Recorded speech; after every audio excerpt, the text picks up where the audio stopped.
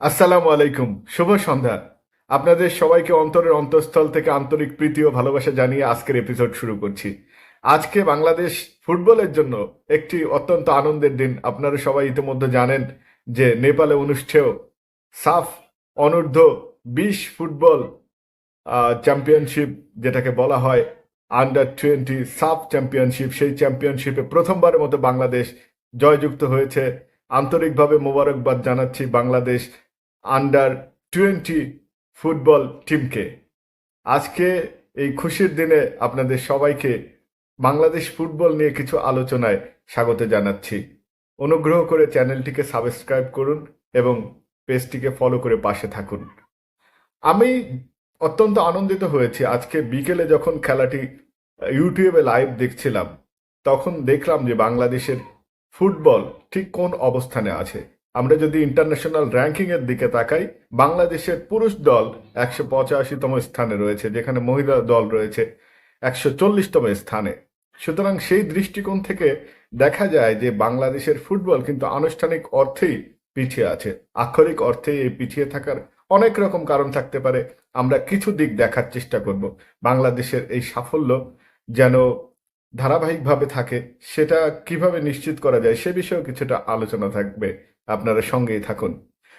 হাঁটি হাঁটি পা পা করে যে সাফ ফুটবলের যাত্রা শুরু হয়েছিল 1993 সালে, সেটা 30 উত্তীর্ণ হয়ে গিয়েছে। 30 এই বয়সে, এক্স্যাক্টলি 31 বছর বয়সে উপনীত হয়েছে এই সাফ ফুটবল।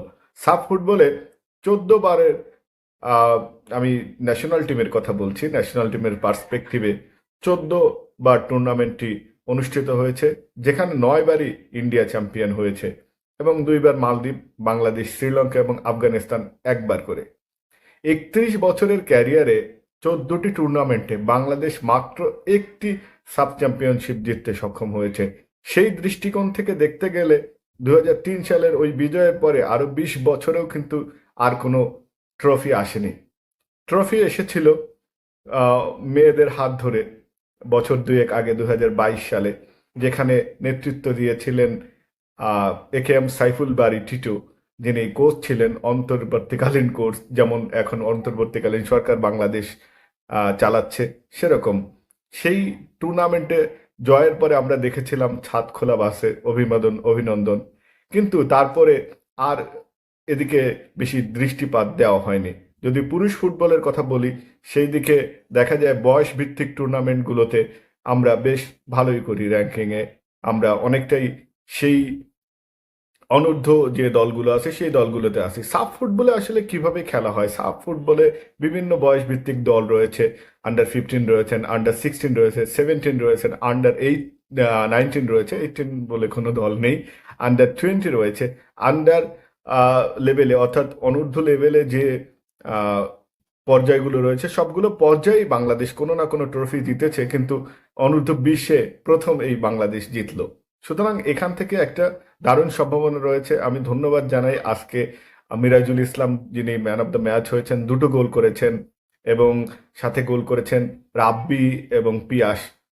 আজকে বাংলাদেশের কি দুজন প্লেয়ার অনুপস্থিত ছিল। প্রথম গোলকিপার যিনি চয়েস ছিলেন, তিনিও আজকে খেলতে পারেননি, তবুও বাংলাদেশ দুর্দণ্ড দাপট দেখিয়েছে, গতিময়তা দেখিয়েছে। প্রাথমিকভাবে মনে হচ্ছিল যে নেপাল ফেভারিট, তারা গ্রুপ পর্যায়ে 2-1 জিতেছিল বাংলাদেশের সাথে, কিন্তু আজকে বাংলাদেশ নেপালকে কোনোভাবেই দাঁড়াতে দেয়নি।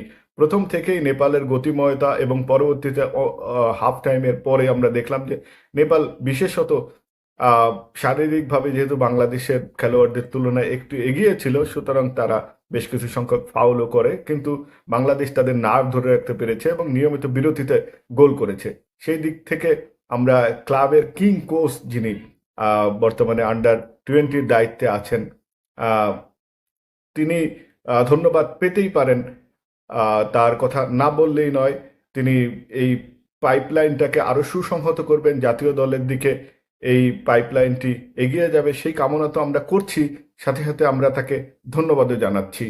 এরকম একটা বিষয়ে তিনি আমাদের সামনে থেকে নেতৃত্ব দিয়েছেন, সেজন্য মারুফুল হক কোচকে ধন্যবাদ, আন্তরিকভাবে অভিনন্দন। বাংলাদেশ ফুটবল দলকে অভিনন্দন, এবং বাংলাদেশের এই জয়যাত্রা অব্যাহত থাকুক। ধন্যবাদ। Hats off to the Bangladesh under 20 football team.